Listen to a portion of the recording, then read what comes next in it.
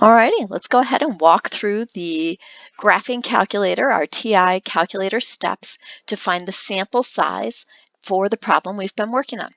So we're using that crazy formula, and the first thing we need to find is our z sub alpha over 2. So we already figured out that alpha over 2 is 0.05. So we go ahead and we use our second vars button because we need to use a distribution to find this z-score.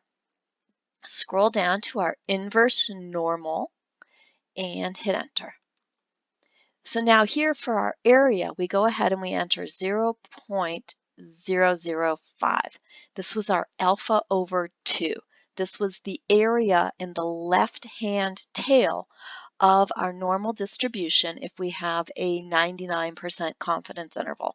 99% of the area is in the big hump, 1% split between the two tails, 0.5% in each tail, and 0.5% as a decimal is that 0.05. Okay, so 0, 0, 1. Yes, this is a left-hand tail. Many of the calculators don't have this, so you would just do the 0.00501 and then paste or calculate or enter. All right, so go ahead and hit enter or calculate. This is the result you should get. Now leave that there. Don't clear it out. Don't write down and plan to input later. Leave that in your calculator.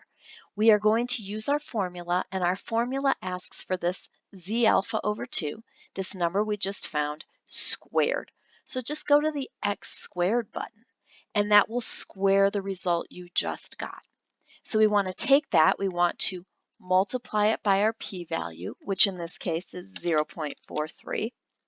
We want to multiply it by our Q value, which as we already found is 0.57. And we want to take that result and divide it by our margin of error squared. And our margin of error for this problem was 0.03. And again, go ahead and square that. When we hit enter, bam, out pops our sample size. Now we always round up. So we have 1806. It doesn't matter what comes after the decimal point. This will always round up to 1807. It will always round up.